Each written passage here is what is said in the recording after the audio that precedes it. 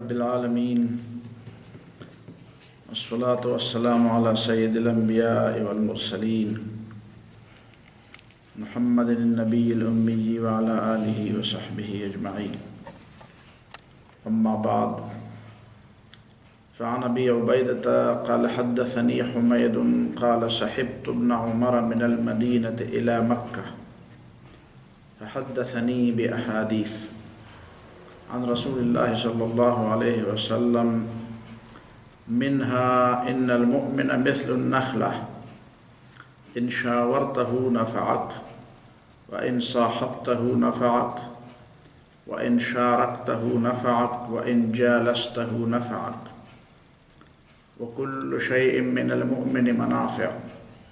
وكل شيء من النخلة منافع. وعن عبد الملك بن عمير عن النعمان بن بشير أن رسول الله صلى الله عليه وسلم قال مثل المؤمنين في تواصلهم وتراحمهم وما جعل الله فيهم من البركة كمثل الجسد إذا وجع تداعى سائر جسده بالسهر والحمى.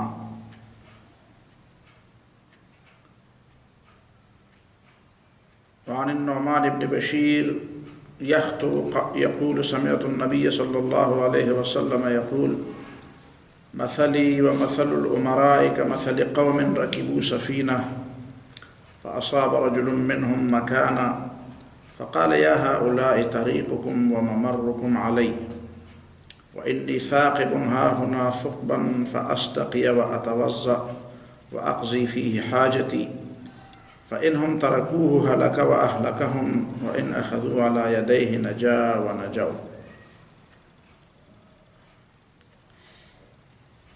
حمید عبداللہ ابن عمر رضی اللہ تعالیٰ عنہما کے شاگرد ہیں. روایت کرتے ہیں کہ صحبت ابن عمر من المدینۃ الی مکہ، مدینے سے مکہ تک کے سفر میں حضرت عبداللہ ابن عمر کے ساتھ تھا. فحدثنی بأحادیث، تو اس سفر کے دوران حضرت عبداللہ ابن عمر نے مجھے کئی احادیث سنائی. یعنی کہ سفر میں راستے میں چلنا پڑتا ہے تو وہ وقت بھی تو ضائع کرنے کے لیے نہیں ہے. اس زمانے میں تو ظاہر ہے کہ گھوڑوں اور اونٹوں پر سواری تھی، مشکل تھی بات. آج کل تو بہت آسان ہے کہ آدمی گاڑی میں سفر کرتا ہے، تب بھی کوئی قرآن حدیث، کوئی سیرت کی کوئی کتاب، کوئی واقعہ. تو وہ لوگ علم کے متلاشی تھے اور علم کو تقسیم کرنے والے تھے. تو سفر کے دوران بھی انہوں نے اپنے شاگردوں کو احادیث سنائی. یہ فلسفیوں میں ایک گروہ ہے جن کو مشائین کہتے ہیں. مشائین کے معنی ہے چلنے والے. تو یہ وہ لوگ تھے جن کے پاس وقت نہیں ہوتا تھا اور راہ چلتے چلتے یہ اپنے شاگردوں کو فلسفے کی باتیں سمجھاتے تھے. اور پھر ان کے اپنے کچھ نظریات بھی تھے، تو ان نظریات کی وجہ سے ان کا نام پڑ گیا. تو کوئی نام تھا لیکن مشائین نام پڑ گیا. ہندوستان کے اہل علم میں سے کئی اہل علم میں سے گزرے ہیں کہ ان کے پاس پڑھانے کے لیے وقت نہیں ہوتا تھا، اور جب کوئی شاگرد جا کر ان سے وقت لیتا تھا تو وہ کہتے ہیں میرے پاس صرف وہ وقت ہے جب میں اپنے گھر سے اپنے مدرسے کی طرف جاتا ہوں. یہ راستہ میں جو وقت گزرتا ہے یہ صرف میرے پاس ہے. اور اسی وقت بھی کئی شاگرد ان کے ساتھ ہو لیتے تھے. اور کئی اوقات ایسا بھی ہوتا تھا کہ استاد جو ہے کسی گھوڑے یا کسی سواری پر ہوتا تھا اور شاگرد پیدل جاتے تھے، لیکن پیدل دوڑتے اور چلتے ہوئے، تیز چلتے ہوئے بھی اپنے استاد کی بات کو یاد کیا کرتے تھے. یہ علم کا شوق تھا. آج کل تو وہ شوق بالکل ختم ہوتا جا رہا ہے. آج کل تو خوب سے خوب تر کی تلاش میں کبھی لوگ کہتے ہیں کہ ایئر کنڈیشن نہیں ہے، کبھی کہتے ہیں قالین نہیں ہے، کبھی کہتے ہیں بیٹھا نہیں جاتا، کبھی کہتے ہیں یہ مشکل ہے، یہ مشکل ہے. تو تناسانی پیدا ہو گئی ہے، اسی لیے وہ برکت بھی ختم ہو گئی ہے. اس زمانے میں کتنی مصیبت تھی، کتنی مشکلات تھی، پھر بھی فحدثنی بأحادیث، عبداللہ ابن عمر نے مجھے کئی احادیث سنائی. عن رسول اللہ صلی اللہ علیہ وسلم، نبی صلی اللہ علیہ وسلم کی حدیث، ان المؤمن منہا، ان حدیث میں سے ایک حدیث جو اس نے اپنے شاگرد ابو عبیدہ کو سنائی وہ یہ تھی کہ ان المؤمن مثل النخلہ، مومن کی مثال کھجور کے درخت کی ہے۔ کھجور کی درخت کی مثال قرآن میں بھی ہے، رسول اللہ صلی اللہ علیہ وسلم اور صحابہ کرام کی قوت کی مثال کھجور کے درخت کی دی گئی ہے، اور کلمہ طیبہ کی مثال بھی کھجور کے درخت کی دی گئی ہے، کشجرۃ طیبۃ اصلھا ثابت وفرعھا فی السماء۔ رسول اللہ صلی اللہ علیہ وسلم نے صحابہ کرام سے پوچھا تھا، حضرت عمر رضی اللہ تعالیٰ عنہ نے لوگوں سے پوچھا تھا کہ یہ درخت کون سا درخت ہے، تو اس وقت خود اس کے بیٹے حضرت عبداللہ، یہی عبداللہ ابن عمر، یہ بھی اس مجلس میں تھے، تو حیا کے بارے نہ بول سکے۔ بہرحال پھر جب بعد میں پتہ چلا کہ یہ تو عبداللہ ابن عباس نے جب جواب دے دیا کہ یہ تو کھجور کا درخت ہے، وہ حضرت عبداللہ ابن عباس کے بارے میں لوگوں کو بتانا چاہتے تھے کہ اس کے پاس علم ہے، اسی لیے میں ان کو مجلس الشیوخ میں بٹھایا کرتا ہوں، مجلس الشیوخ میں، سینٹ میں بٹھایا کرتے تھے، سینٹ کے اجلاس میں ان کو بھی بٹھایا کرتے تھے۔ تو پھر عبداللہ ابن عمر رضی اللہ تعالیٰ عنہما نے، اور وہ رسول اللہ صلی اللہ علیہ وسلم کے زمانے کی بات ہے جو عبداللہ ابن عمر نے بات کی تھی کہ رسول اللہ صلی اللہ علیہ وسلم نے اس طرح پوچھا تھا، تو عبداللہ ابن عمر نے پھر اپنے والد حضرت عمر رضی اللہ تعالیٰ عنہ سے ذکر کیا کہ مجھے سوال آتا تھا لیکن کب بڑے بڑے صحابہ کرام موجود ہیں اور نبی صلی اللہ علیہ وسلم کے سوال کا جواب نہیں دے رہے ہیں، تو میں کیوں جواب دے دوں، تو مجھے پتا تھا کہ یہ کھجور کا درخت ہے۔ تو حضرت عمر رضی اللہ تعالیٰ عنہ نے کہا کہ اگر تم بتاتے تو میرے لیے یہ صرف اونٹوں سے زیادہ بہتر بات ہوتی۔ اور پھر حضرت عمر رضی اللہ تعالیٰ عنہ نے لوگوں سے جو بات پوچھی تھی جس کا جواب حضرت عبداللہ ابن عباس نے دیا تھا، وہ دوسری بات تھی، وہ اذا جاء نصر اللہ والفتح کے بارے میں تھی کہ اس سے مراد کیا ہے۔ تو لوگوں نے وہی عام تفسیر کی کہ جب فتح آ جائے اور اللہ تعالیٰ کی نصرت اور مدد آ جائے تو پھر استغفار بھی کر اور اللہ تعالیٰ کی حمد و ثنا بھی کر۔ تو عبداللہ ابن عباس نے فرمایا نہیں، میری رائے یہ ہے کہ اس سے مراد رسول اللہ صلی اللہ علیہ وسلم کی سفر آخرت کی طرف اشارہ ہے کہ اب آپ نے وہاں پہ جانے کی تیاری کرنی ہے۔ تو حضرت عمر رضی اللہ تعالیٰ نے فرمایا میری بھی یہی رائے ہے۔ وہ تو ضمنی طور پر بات آ گئی، دونوں مثالیں الگ الگ تھی۔ رسول اللہ صلی اللہ علیہ وسلم نے جو بات پوچھی تھی وہ اسی درخت کے بارے میں تھی، حضرت عمر نے جو بات پوچھی تھی وہ اسی صورت کے بارے میں تھی۔ ان المؤمن مثل النخلہ، مومن کی مثال کھجور کے درخت کی ہے۔ علماء نے عجیب عجیب باتیں لکھی ہیں۔ مولانا قاضی اطہر مبارک پوری ایک ہندوستانی عالم دین ہے، انہوں نے عرب اور ہند کے تعلقات پر بڑی زبردست تحقیق کی ہے، کئی کتابیں، تقریباً 4-5 کتابیں تو میری نظر سے گزری ہیں ان کی، کہ عرب اور ہندوستان کے تعلقات، تو اس میں بات بہت دور تک چلی گئی۔ انہوں نے ایک واقعہ نقل کیا، غالباً در منصور امام سیوطی رحمہ اللہ کی کتاب تفسیر سے، اور امام سیوطی کی ایک اور بھی کتاب ہے، ان کی کتابوں سے انہوں نے نقل کیا ہے، اور یہ واقعہ غالباً مولانا غلام علی آزاد بلگرامی نے بھی نقل کیا ہے۔ ان کی ایک کتاب ہے صبحۃ المرجان فی آثار ہندوستان، بر صغیر پاک و ہند کی فضیلت کے بارے میں انہوں نے کتاب لکھی ہے۔ ان کو حسان الہند کہتے ہیں، بہت بڑے شاعر تھے، بہت بڑے ادیب تھے۔ انہوں نے بھی یہ واقعہ لکھا ہے کہ کئی روایات میں یہ بات آتی ہے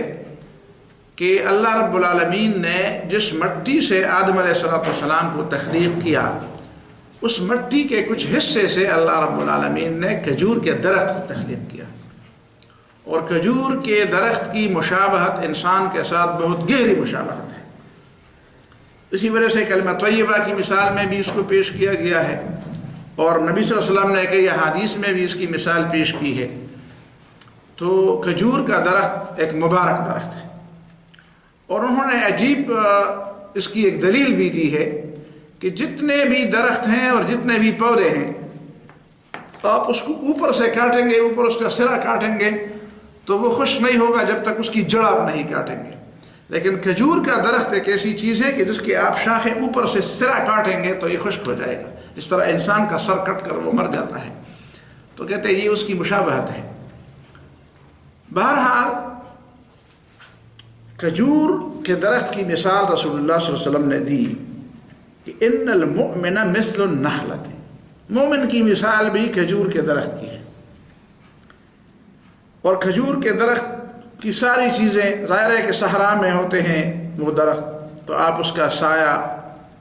بھی استعمال کر سکتے، اس کی جڑ بھی بڑی، اس کا تنا بھی بڑا مضبوط ہے، تو مضبوطی میں بھی وہ ایک مثال ہے۔ پھر اس کا پھل بھی، اور پھل بھی ایسا ہے کہ اس کو کافی مدت تک اس کو سنبھال کے رکھا جا سکتا ہے، اور گرمی اور سردی ہر موسم میں اس کو کھایا بھی جا سکتا ہے، اور وہ بالکل ایک مستقل مکمل غذا ہے، اور ایسی غذا بھی ہے جس میں انتہائی سہولت بھی ہے۔ اور جب حضرت مریم علیہ السلام کے ہاں بچہ پیدا ہو رہا تھا تو اللہ رب العالمین نے اس کو کھجور کے درخت کو ہلانے اور اس کے تازہ کھجور گرنے پر اس کو کھانے کی اللہ تعالیٰ نے نصیحت اور وصیت کی اور ہدایت کی تھی۔ اس کا مطلب یہ ہے کہ یہ ایسی حالت میں جب کہ اس طرح کی حالت ہونے والی ہو یا ہو رہی ہو، ایسی حالت میں کھجور کا کھانا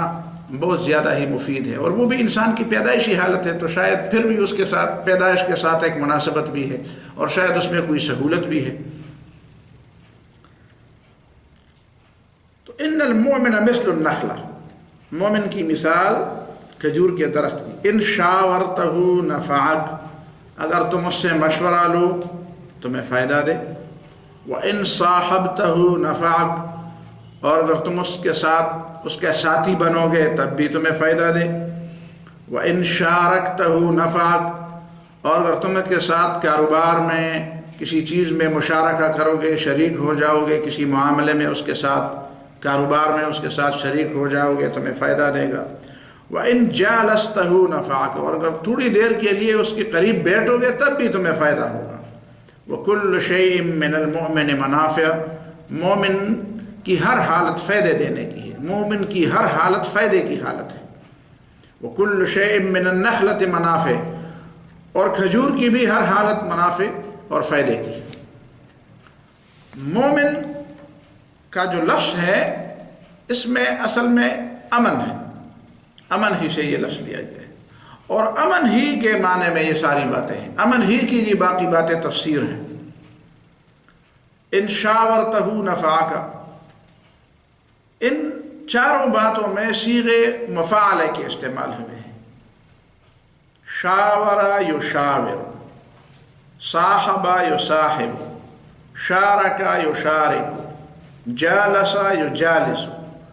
اس کا مطلب ہے کہ باہم دیگر ایک دوسرے کے ساتھ بیٹھنا، اٹھنا، مشارکہ کرنا، دوستی کرنا، تعلق رکھنا۔ یہ میں اس لیے کہہ رہا ہوں اس نقطے کی طرف کہ جتنی بھی احادیث ہیں اور جتنی بھی آیات ہیں اور اس میں مومن کی کوئی شان بیان کی گئی ہے تو اس کا زیادہ تر تعلق مومنوں کے اجتماعی معاملات سے ہے۔ انفرادیت کی باتیں بہت کم ہوئی ہیں، انفرادی اصلاح، تزکیہ نفس، اس طرح کی باتیں بھی ہوئی ہیں، لیکن جہاں پہ ایمان کے منافع کی بات ہو رہی ہے، ایمان کے فوائد کی بات ہو رہی ہے، وہ فوائد جب اسلام اور قرآن و سنت ہمیں دکھاتے ہیں اور سمجھاتے ہیں تو ان فوائد میں اس بات کی طرف کھلے اشارے ہوتے ہیں کہ یہ فوائد آپ کو تب ملیں گے جب اجتماعیت اس طرح ہوگی۔ اجتماعیت فاسد ہو جائے گی تو پھر آپ ان فوائد کی امید نہ رکھیں جو فوائد اجتماعیت کے اصلاح اور اجتماعیت کے درست طریقے سے چلنے میں وہ پیدا ہوتے ہیں اور ظاہر ہوتے ہیں۔ کچھ لوگوں نے ان چیزوں کو اور ان معنی کو بہت غلط سمجھا ہے، اور وہ احادیث سے اور آیات سے صرف وہی معنی لیتے ہیں کہ آدمی کو بس اپنی انفرادی اصلاح کرنی چاہیے، اور اسی سے ایک پورا مذہب بن گیا، انفرادیت پر مبنی ایک پورا مذہب بن گیا۔ اور قرآن نے اس کی طرف بہت واضح طور پر فرمایا تھا کہ وَرَهْبَانِيَّةً ابْتَدَعُوهَا، یہ رہبانیت جو صرف اس خوف کی بنیاد پر ایک مذہب ایجاد کیا گیا ہے کہ بس ڈرو اور بھاگو ورنہ غرق ہو جاؤ گے، تباہ ہو جاؤ گے، تو معاشرے سے بھاگنا، جا کر پہاڑوں میں اور غاروں میں چھپ کر پناہ لینا اور وہاں اپنی اصلاح کی فکر کرنا، یہ وہ نظریہ ہے، وہ فکر ہے جو خوف، صرف خوف پر مبنی ہے۔ رہبت صرف خوف کو کہتے ہیں، صرف خوف کہ بس اگر میں نہ بھاگا تو میں تباہ ہو گیا، اگر میں یہاں پہ رہا تو بس یہ لوگ تو میری آخرت برباد کر دیں گے، میں تو فیل ہو جاؤں گا، میں تو لوگوں کی طرف متوجہ ہو کر بس اب خود ہی۔ اسلام نے اس کے پھر باقاعدہ درجات مقرر کیے ہیں۔ ٹھیک ہے، ایک شخص سالہا سال تجربہ کر دے انفرادی طور پر، اور یہ انفرادی طور پر کئی لوگوں کے ساتھ ایسا ہوا ہے کہ سالہا سال کے تجربے کے بعد اگر وہ خود اس نتیجے پر پہنچے کہ میرے ساتھ یہ ہو رہا ہے کہ اگر میں لوگوں میں اسی طرح رہا تو شاید میری وجہ سے کوئی مزید مشکل پیدا ہو جائے گی، یا میں کسی مزید مشکل میں پڑ جاؤں گا۔ اس طرح کے معاملات تو بہت قدیم زمانے میں امام مالک رحمہ اللہ کے بارے میں تاریخ میں لکھا ہوا ہے کہ 13-14 سال تک انہوں نے مدینہ میں رہ کر مسجد نبوی میں نماز نہیں پڑھی۔ عام لوگوں کے لیے بڑے تعجب کی بات ہے، امام مالک اور مدینہ میں رہتے ہوئے مسجد نبوی میں نماز نہیں پڑھتے ہیں؟ ہاں نہیں پڑھتے۔ لوگوں نے پوچھا شاگردوں نے کہ محترم شیخ آپ مسجد میں نہیں آتے؟ کہتے ہیں ہاں نہیں آتا۔ کہتے ہیں اس بات کی، کہتے ہیں ہر بات آپ نہیں سمجھ سکتے، ہر بات آپ کی سمجھ میں نہیں آ سکتی، میں نہیں آ سکتا۔ ان کے دل میں اس بات کا کتنا افسوس ہوتا ہوگا، یہ ہمیں نہیں معلوم۔ اگر ہمارے دل میں یہ محبت ہے کہ ہم مسجد نبوی میں نماز پڑھ لیں، تو کیا امام مالک کے دل میں یہ محبت نہیں تھی؟ اور امام مالک کا دل نہیں چاہتا تھا کہ وہ مسجد میں نماز پڑھ لیں؟ وہ ان کو نہیں پتا تھا کہ صرف ہمیں پتا ہے کہ مسجد نبوی میں نماز پڑھنے کا ثواب کتنا ہے، صرف ہم چاہتے ہیں اور ہم سمجھتے ہیں کہ اس کا اجر کیا ہے، اس کا ثواب کیا ہے، اور ذوق و شوق مومن کا کیا ہونا چاہیے، اور مسجد نبوی کے مسجد نبوی میں نماز پڑھنے کا جو عشق کا انداز ہے، جو ثواب کا انداز ہے، یہ ساری باتیں کیا ہمیں معلوم ہے، ان کو نہیں معلوم تھی۔ یقیناً امام مالک کو ہم سے زیادہ معلوم تھی، لیکن وہ کیوں نہیں آتے تھے مسجد میں نماز کے لیے؟ تو جب ان کے شاگرد نے ان سے پوچھا، ان کہتے کہ آپ کی سمجھ میں نہیں آ سکتی جو میں کہنا چاہتا ہوں۔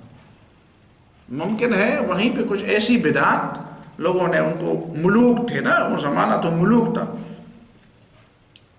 ملوکیت کا زمانہ تھا، تو ملوکیت کے زمانے میں شاید کچھ بدعات ایسے تھے کہ ظاہر ہے کہ ہر چھوٹی چھوٹی بات پر ایک شخص کھڑا ہوتا ہے تو لوگ کہتے ہیں یار یہ شخص تو بڑا باتونی ہے، بہت مشکل، اس میں کیا ہے، اس کا دماغ خراب ہے۔ اور لوگوں نے تو قسم کھا لی ہوتی ہے کہ جب کسی کا موجود ہونے سے وہ غلط فائدہ اٹھاتے ہیں کہ چلو ہم یہ بتائیں گے کہ یہ موجود ہے۔ یہ ہم نے پڑھا بھی ہے اور ہم نے خود اپنے آنکھوں سے دیکھا بھی ہے کہ لوگ اپنی غلط بات کو بطور دلیل پیش کرنے کے لیے کسی شخص کی موجودگی کو دلیل بناتے ہیں کہ جی میں یہ کرتا ہوں اور میں نے یہ کام فلان کے سامنے کیے ہیں۔ اب فلان بیچارہ جو ہے وہ ہر 10 مرتبہ ایک مجلس میں اٹھتا ہے کہ یہ غلط ہے، یہ غلط ہے، یہ غلط، تو لوگ کہیں گے یار اس کے پاس تو صرف غلط کے علاوہ کوئی بات ہی نہیں ہے۔ تو انہوں نے یہ سمجھا کہ چلو میں اگر گھر میں ہوں تو کم از کم ان لوگوں کی غلطی کو وہ میری موجودگی کو دلیل تو نہیں بنائیں گے، میری خاموشی کو دلیل تو نہیں بنائیں گے کہ چلو وہ فلان شخص بھی موجود تھے، اتنے بڑے علامہ تھے، وہ موجود تھے، اس موقع پر انہوں نے کچھ بھی نہیں کہا۔ اور شاید وہ اپنے اندر اتنی قوت بھی نہ پاتے ہو کہ ہر معاملے میں 20 اور 50 کوڑے روزانہ کھاتے رہیں۔ یقیناً انہوں نے کھائے بھی، لیکن ضروری نہیں ہے کہ ہر وقت انسان ہر معاملے پر کوڑے ہی کھاتا رہے۔ تو بہرحال یہ اجتماعیت کی بات میں نے کی، درمیان میں یہ باب مفاعلہ سے، باب مفاعلہ کہ ان شاورتہ، اگر تم اس کے ساتھ مشورہ کرو، تم اس کے ساتھ مشورہ کرو، وہ تمہارے ساتھ مشورہ کرے۔ اور یہ مشورے میں پھر صوفیوں کی باتیں بڑی زبردست ہیں۔ امام غزالی رحمہ اللہ کی باتیں پھر سنیں اس میں، وہ کہتے ہیں مشورہ ٹھیک ہے، حدیث میں تو مشورے کی بات آئی ہے، مشورہ کیا جائے، لیکن مشورہ کسی حرام کو حلال نہیں کرتا۔ کچھ لوگوں کے دماغ میں یہ بات ڈالی گئی کہ مشورے سے ساری چیزیں، حرام چیزیں بھی حلال ہو جاتی ہیں۔ مجھے خود ایک دفعہ راستے میں چلتے ہوئے ایک صاحب ملے تو مجھے مشورے پر تلقین کرنے لگے، غالباً یونیورسٹی کے زمانے میں۔ تو کہتے ہیں کہ دیکھو صحابہ کرام نے بدر کے قیدیوں کے بارے میں مشورہ کیا، تو اگر وہ مشورہ نہ کرتے تو شاید عذاب آ جاتا۔ اب انہوں نے چونکہ مشورہ کیا تھا تو اللہ تعالیٰ نے عذاب، اس کا مطلب یہ ہے کہ مشورے سے حرام چیزیں بھی حلال ہو جاتی ہیں۔ میں نے کہا پھر تو آپ، اس کا مطلب یہ ہے کہ آپ کوئی نئی بنیاد، نئے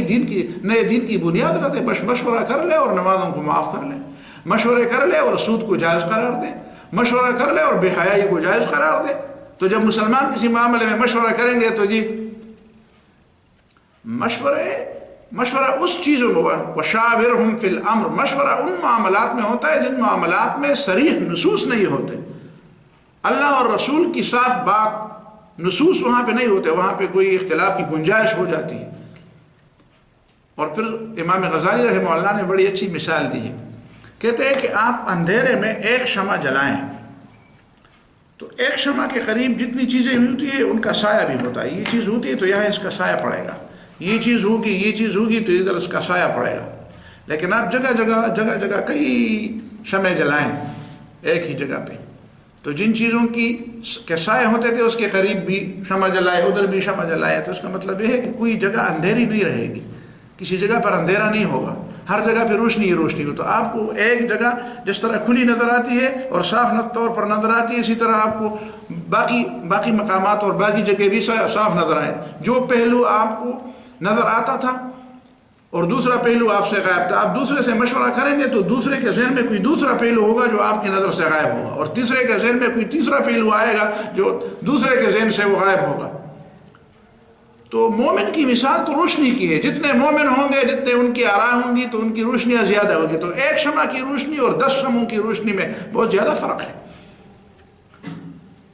تو یہ ایمان کی روشنی، ان شاورتہ نفعک، اگر تم مومن کے ساتھ مشورہ کرو گے تو وہ تمہیں فائدہ دے گا۔ اسی لیے کہ رسول اللہ نے فرمایا المستشار مؤتمن، جس سے مشورہ کیا جاتا ہے اس کے ساتھ اس کو ایک امانت سپرد کی جاتی ہے۔ کئی چیزیں امانت ہوتی ہے، آپ کے ساتھ مشورہ کیا جا رہا ہے، اس کے ساتھ مشورہ نہیں کیا جا رہا ہے، اس کے ساتھ مشورہ نہیں کیا جا رہا ہے، آپ کے ساتھ مشورہ کیا جا رہا ہے۔ اس کا مطلب یہ ہے کہ آپ کو امین تصور کیا جاتا ہے، آپ کو امانت دار سمجھا جاتا ہے، اس لیے بات آپ سے کی جا رہی ہے۔ تو پھر آپ بھی اپنے آپ کو امین ثابت کرتے ہوئے ایک ایسی چیز کے بارے میں ایک ایسا مشورہ دیں جو آپ کو سب سے بہتر نظر آتا ہو۔ ایسا نہ کہ اس کو کوئی ایسا مشورہ دے دے جو اس کو اپنے اس سے ظاہر ہے کہ نفع اور اس کے نفع سے اس کو وہ کر دے، ہٹا دے اور خود وہ نفع لینا شروع کر دے، تو یہ تو امانت میں خیانت ہے۔ وَإِن صَاحَبْتَهُ نَفَعَكَ، اور اگر تم اس کا ساتھی بنو گے تب بھی وہ آپ کو فائدہ ہو۔ مشورہ ایک وقت کے لیے ہوتا ہے، مصاحبت تو لمبے وقت کے لیے، مصاحبت جس کو پشتوں میں ملگرے کہتے ہیں، مرگرے غالباً مرگرے کا مطلب ہے کہ مرگ تک ساتھ، موت تک ساتھی۔ صاحبتہ نفعک، صحابی بھی اسی کے کہتے ہیں جو ایمان کی حالت میں موت تک چلا جائے، موت تک اگر وہ ایمان پر نہ رہے تو وہ صحابی نہیں کہتا، رسول اللہ صلی اللہ علیہ وسلم صحابی نہیں کہلا سکتا۔ وَإِن شَارَكْتَهُ نَفَعَكَ، اگر تم اس کے ساتھ کسی معاملے میں مشارکت کرو، ظاہر ہے کہ معاملات ہمیشہ اکیلے تو نہیں حل کیے جا سکتے، کچھ لوگوں کی مدد بھی حاصل کی جا سکتی، کاروبار میں بھی لوگ ایک دوسرے کے ساتھ شریک ہوتے ہیں، معاملات میں کئی چیزوں میں ایک دوسرے کے ساتھ شریک ہوتے ہیں، کئی چیزیں ایسی ہوتی ہیں جو اجتماعیت کے بغیر حل ہی نہیں ہوتی۔ تو شارکتہ نفعک، وَإِن جَالَسْتَهُ نَفَعَكَ، اگر تم اس کے ساتھ تھوڑی دیر کے لیے بھی بیٹھو تو نفعک، یہ تمہیں فائدہ دے۔ پہلے صاحبتہ، تم اس کا ساتھی بن گئے، جالستہ اس کے ساتھ بیٹھے، دونوں میں فرق ہے۔ عربی زبان کا دامن بڑا وسیع ہے، جلوس اور قعود دونوں بیٹھنے کو کہتے ہیں، جلسہ بیٹھا، قعدہ بیٹھا، لیکن یہ بیٹھنا دونوں میں فرق ہے۔ کچھ لوگوں نے تو یہ فرق کیا ہے کہ اٹھنے سے بیٹھا تو اس کو قعدہ کہتے ہیں اور لیٹنے سے بیٹھا تو اس کو جلسہ کہتے ہیں، لیکن یہ فرق مجھے درست نظر نہیں آتا۔ اس سے زیادہ فرق میرے ذہن میں دوسرا آتا ہے، وہ زیادہ مناسب ہے۔ وہ فرق یہ ہے کہ جلسہ تھوڑی دیر کے لیے بیٹھنے کو کہتے ہیں اور قعدہ زیادہ وقت کے لیے بیٹھنے کو کہتے ہیں۔ اسی لیے بنیادوں کو جلائس اور جوالس نہیں کہتے، بنیادوں کو قواعد کہتے ہیں۔ وَإِذْ يَرْفَعُ إِبْرَاهِيمُ الْقَوَاعِدَ مِنَ الْبَيْتِ، قواعد بنیادوں پر جو دیواریں اور جو آبادی ہوتی ہے وہ کچھ وقت کے لیے نہیں ہوتی، بہت زمانے کے لیے ہوتی ہے، سالوں کے لیے ہوتی ہے۔ اسی طرح ان خواتین کو بھی جو بوڑھی ہونے کی وجہ سے وہ نکاح کے انتظار میں نہیں بیٹھتی اور بس سمجھتے ہیں کہ ہمارا تو نکاح نہیں ہوگا، یا وہ نکاح نہیں کرنا چاہتی، ایسی عمر میں ہوتی ہیں، ان کو قواعد کہتے ہیں۔ والقواعد من النساء اللاتی لا یرجون نکاح، تو وہ تو بھی تھوڑی وقت کے لیے نہیں بیٹھتے، ان کا بیٹھنا جو ہے نا مستقل طور پر ہوتا ہے. اور جلسہ یجلس، جلوس جو ہے جلسہ ایک وقت کے لیے بیٹھنا ہوتا ہے. جلسہ اور جلسہ، جلسہ کا معنی ہے ایک خاص قسم کا بیٹھنا، آلتی پالتی یا پاؤں کے اوپر اس طرح بیٹھنا، کسی ایک پاؤں پر مختلف قسم طریقے سے ہیں بیٹھنے کے. تو جلسہ کا معنی ہے ایک خاص قسم کا جلوس، ایک خاص قسم کا بیٹھنا. جلسہ ایک وقت کے لیے، تھوڑے وقت کے لیے بیٹھنا. اسی لیے ہم جب دو سجدوں کے اندر، دو سجدوں کے درمیان بیٹھتے ہیں اس کو جلسہ کہتے ہیں، اور جب تحیات پر بیٹھتے ہیں اس کو قاعدہ کہتے ہیں. دونوں بیٹھنا ہے. تو ایک کو جلسہ اس لیے کہتے ہیں کہ وہ تھوڑی دیر کے لیے، جلسہ استراحت کہتے ہیں اس کو، جلسہ استراحت. جب ایک رکعت پڑھ لیتے ہیں تو دوسری رکعت کو اٹھتے وقت کبھی جلسہ بھی کیا جا سکتا ہے. وہ حرام نہیں ہے لیکن اس کو لمبا نہیں ہونا چاہیے، تو اس کو جلسہ کہتے ہیں. یا دو سجدوں کے درمیان جو بیٹھنا ہوتا ہے اس کو بھی جلسہ کہتے ہیں. لیکن التحیات کے لیے، تشہد کے لیے جو بیٹھنا ہوتا ہے وہ اس کی بنسبت تھوڑی زیادہ وقت کے لیے ہوتا ہے، اس کو قاعدہ کہتے ہیں. اسی لیے عرب کہتے ہیں جلیس الملک، بادشاہ کا ہم نشین. تو بادشاہ اسی طرح لمبے وقت کے لیے نہ وہ بیٹھتا ہے لوگوں کے ساتھ، اس کے کام زیادہ ہوتے ہیں. تو جو بادشاہ کا جلیس ہوتا ہے اس کو قائد نہیں کہتے، اس لیے کہ لمبے دیر کے لیے وہ اس کے پاس اتنا وقت نہیں ہوتا. تھوڑی دیر کے لیے بھی وہ اپنے کسی کو بلائے تو لوگ کہ وہ جلیس الملک ہے، بادشاہ کے ساتھ اٹھتا بیٹھتا ہے. اس کا معنی یہ ہے کہ ان جلستہ، یعنی تھوڑی دیر کے لیے بھی مومن کے ساتھ بیٹھنا، تھوڑی دیر کے لیے. گویا کہ مومن کی مثال ایسی ہوتی ہے حدیث میں اور سنت میں، اسلام کی نظر میں، کہ اس کے مجلس کی حلاوت، اس کے مجلس میں بیٹھنے کا فائدہ اور اس کے مجلس کے بیٹھنے کی مٹھاس، چاہے وہ تھوڑی دیر کے لیے بھی کوئی کسی کے ساتھ بیٹھ جائے تو اسے وہ مٹھاس یاد ہونے کو، یہ واقعی مجھے کوئی فائدہ ملا، تھوڑی دیر کے لیے میں اس مجلس میں بیٹھا لیکن مجھے بہت بڑا فائدہ ہوا. کبھی کبھی آپ سال کسی سے ملتے جلتے ہیں لیکن آپ کو وہ فائدہ نہیں ملتا. اس کا مطلب ہے کہ وہ ایمان کی وہ حالت نہیں ہوتی جو ہونی چاہیے، بلکہ ایمان کی حالت یہ ہے کہ وہ تھوڑی دیر کے لیے بھی، جس طرح خوشبو کی حالت ہوتی ہے، تھوڑی دیر کے لیے بھی آپ خوشبو کے قریب بیٹھ جائیں تو آپ کو خوشبو تو مل جائے گی، آپ کو ایک خوشی تو مل جائے گی. تو یہ 4 باتیں یاد رکھنے کی ہیں اور یہ مومن کی شان ہے. اسی طرح رسول اللہ صلی اللہ علیہ وسلم نے مومنوں کے آپس کے تعلقات کے بارے میں وہ مشہور روایت ہے، نعمان ابن بشیر رضی اللہ تعالیٰ عنہ، کہ رسول اللہ صلی اللہ علیہ وسلم نے فرمایا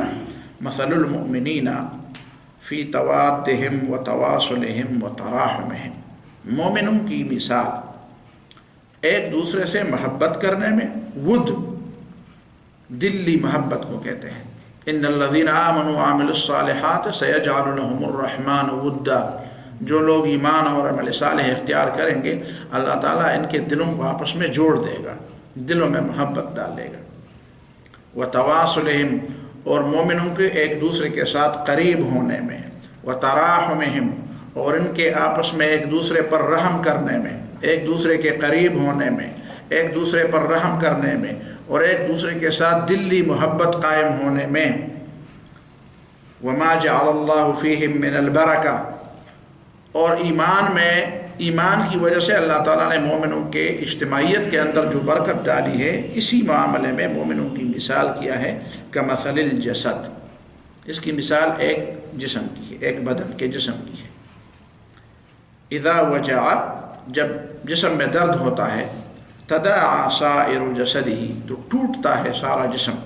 بالسہر، بے خوابی کی وجہ سے، والحمى، اور بخار کی وجہ سے. سر پر درد ہوتا ہے تو پورا جسم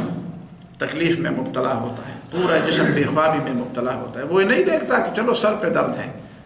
تو پنڈلی کو کیا پڑا ہے اور ہاتھ کو کیا پڑا ہے، ہاں، اور سینے کو کیا پڑا ہے کہ وہ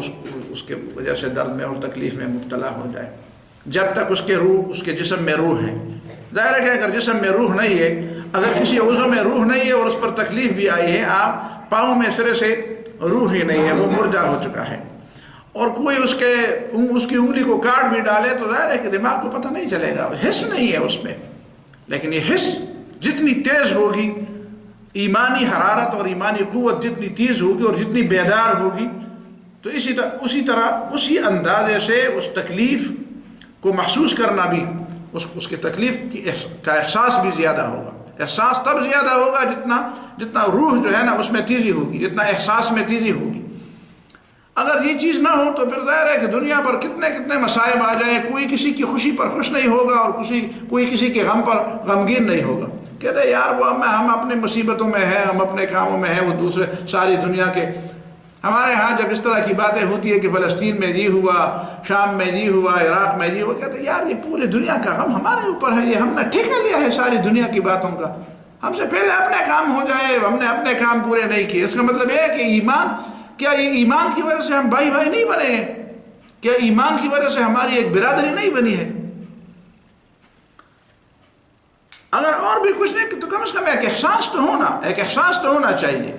ظاہر ہے کہ سر پر درد ہو تو پاؤں کیا کر سکتا ہے؟ زیادہ یہی ہے، تو ایک احساس تو اس کو ہوتا ہے، ایک تکلیف تو اس کو ہوتی ہے. تو اگر یہ تکلیف بھی نہ ہو تو اس کا مطلب یہ ہے کہ درمیان میں یا تو کسی اور کا پاؤں اس کو لگایا گیا ہے، کوئی کنیکشن ہی نہیں ہے درمیان میں، اور یا یہ ہے کہ وہ پاؤں مردہ ہو چکا ہے، اس میں سے روح ہی نکل چکی ہے، وہ حس ہی ختم ہو گئی ہے. تو یہی صورت ایمان کی بھی ہے. تیسری حدیث میں اسی تعلق کو اسلام کے ساتھ، قرآن کے ساتھ اور اللہ تعالیٰ کے ساتھ مومنوں کا ظاہر ہے کہ مومن کا ایک تعلق آپس میں اپنے دوسرے مومنوں کے ساتھ بھی ایک تعلق ہے، اور ایک تعلق ان کا ایمان کی وجہ سے اللہ تعالیٰ اور رسول اور قرآن اور اللہ تعالیٰ اور نبی سے بھی ہے. اسی کے بارے میں رسول اللہ صلی اللہ علیہ وسلم نے فرمایا، ابو سعید خدری رضی اللہ تعالیٰ عنہ کی روایت ہے کہ النبی صلی اللہ علیہ وسلم قال مثل المؤمن ومثل الایمان، مومن کی مثال اور مومن کے ایمان کی مثال کمثل فرس علی آخیتہ، ایسے گھوڑے کی مثال ہے جس کو ایک کنڈے سے باندھا گیا ہے، ایک کونٹی سے اس کو باندھا گیا ہے، اور ایک رسی ہے، وہ رسی چاہے لمبی ہو چاہے چھوٹی ہو، کبھی کبھی وہ رسی لمبی بھی ہوتی ہے، ایک لمبے رسے سے اس کو ایک کونٹی کے ساتھ باندھا گیا ہے. تو اس کے لیے آزادی بھی ہے اور ایک حد تک آزادی ہے، وہ چلتا ہے، ادھر بھی چلتا ہے ادھر بھی چلتا ہے، جہاں تک وہ رسی اس کو اجازت دیتی ہے، اور پھر چلتے چلتے وہ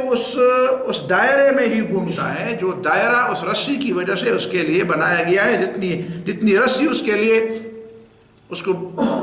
جتنی رسی میں باندھا گیا ہے، اس رسی کی جو مقدار ہے اور اسی مقدار سے جو دائرہ بنتا ہے وہ اسی دائرے میں گھومتا ہے، وہ اسی طرح آزاد نہیں گھومتا. یجول، وہ بالکل اس دائرے کے اندر گھومتا ہے. ثم یرجع الی آخیتہ، اور پھر اپنے اس دائرے میں واپس آ جاتا ہے جس دائرے کے اندر وہ اسے گھومنے کی اجازت ہے، جب تک اس کے پاؤں میں رسی پڑی ہوتی ہے. وَإِنَّ الْمُؤْمِنَ يَسْهُو، اور مومن سے کبھی غلطی بھی ہو جاتی ہے، کبھی کبھی گھوڑا زیادہ منظور ہوتا ہے تو رسی کو توڑ بھی ڈالتا ہے، لیکن اس کا مالک پھر جا کر اس کے پاؤں میں پھر رسی ڈالتا ہے اور پھر جا کر اس کو کونٹی سے باندھ دیتا ہے. تو وَإِنَّ الْمُؤْمِنَ يَسْهُو، مومن اس کو نہیں کہتے جس سے غلطی نہیں ہوتی، مومن وہ نہیں ہے جس سے خطا نہیں ہوتا، مومن وہ نہیں ہے جس سے کوئی گناہ نہیں ہوتا، بلکہ یسہو مومن سے سہوا بھی ہوتا ہے، خطا بھی ہوتا ہے، نسیان اور بھول چوک بھی ہوتی ہے اور اس سے غلطی بھی ہو جاتی ہے. لیکن ثم یرجع الی الایمان، اگر وہ ایمان کے کسی کام کے منافی کوئی کام کر دیتا ہے تو پھر جب اسے یاد تذکروا، قرآن نے فرمایا تذکروا، جب مومن کسی غلطی کو کر دیتا ہے تو تذکروا فاذا هم مبلسون، اچانک اس کو یاد پڑتا ہے وہ میں نے تو غلطی کی ہے. اور اسی وجہ سے حدیث میں یہ بات آئی ہے کہ نبی صلی اللہ علیہ وسلم نے فرمایا ایک صحابی کو، اذا سرتک حسنتک وساءتک سیئتک فانت مؤمن، تم اپنے ایمان کی کسوٹی کو سمجھ سکتے ہو، تم سمجھ سکتے ہو کہ میرا ایمان کس حد تک ہے اور میں مومن ہوں کہ نہیں رہا. جب تم نیکی کر کے تمہارے دل کو خوشی ہو، ایک سکون ہو، ایک راحت محسوس ہو کہ چلو میں نے تو نیکی کا کام کیا اور مجھ سے اللہ میرا خوش ہو، مجھے اللہ تعالیٰ نے نیکی کی توفیق دی اور تمہارا دل خوش ہو جائے. وَسَاءَتْكَ وَسَيِّئَتُكَ، اور جب تم کوئی گناہ کر ڈالو تو گناہ کی وجہ سے تمہارے دل میں کوئی وہ پیدا ہو جائے، مشکل پیدا ہو جائے، بے سکونی پیدا ہو جائے، بے آرامی پیدا ہو جائے، تم پریشان اور کراہت پیدا ہو جائے، تم پریشان ہو جاتے ہو کہ یہ مجھ سے کیا ہوا، میں تو مومن ہوں، جی میں نے کیا میں نے تو غلطی کی۔ تو برائی پر پشیمان ہونا، برائی پر دل کا گھڑنا، اور نیکی اور اچھائی پر دل کا خوش ہونا، یہ ایمان کی علامت ہے۔ ظاہر ہے کہ ایمان کی علامت اسی لیے ہے کہ آدمی خوش اس لیے ہوتا ہے کہ اللہ تعالیٰ سے وہ اجر کا طالب ہوتا ہے، اسی وجہ سے تو خوش نہیں ہوتا کہ لوگوں نے پیسے دے دیے، لوگوں نے زندہ باد کیا، لوگوں نے سر پر اٹھا لیا، ہار پہنا دیے۔ ساعت کا سیئت کا، جب برائی تمہیں پریشان کر دے، وہ سرت کا حسنت کا، اور جب نیکی تمہیں خوش رکھے تو پتہ چلے گا کہ فأنت مؤمن، یہ تمہارے ایمان کی علامت ہے۔ تو یہیں پہ بھی رسول اللہ نے یہی فرمایا کہ وہ گھوڑا جب اپنا رسی توڑا کر وہ دور کہیں چلا جائے تو پھر آخرکار اس نے آتا ہے وہی کونٹی پر ہے، اسی کونٹے پر اس نے آنا ہے، اور وہاں پہ اس نے باندھنا ہے، اس کے مالک کو اس نے باندھنا ہے۔ تو اسی طرح مومن بھی ہے کہ توبہ کی وجہ سے وہ واپس آ جاتا ہے اللہ تعالیٰ کی طرف، اور گناہ اگر اس سے ہو بھی جاتا ہے تو وہ گناہ اس طرح نہیں ہوتا کہ وہ وَلَمْ يُصِرُّوا عَلَى مَا فَعَلُوا، پھر وہ گناہ پر اصرار نہیں کرتا، وہ اس کو شیوا نہیں بناتا، وہ اس کی عادت نہیں بناتا، کبھی کبھی ہو جاتا ہے اور اس سے وہ واپس بھی ہو جاتا ہے۔ یہ ہے چند حدیث کی باتیں، ایک دو حدیث میں نے اور بھی رکھی تھی لیکن وقت کی کمی کی وجہ سے اس پر اتفاق کرتے ہیں۔ صلی اللہ تعالیٰ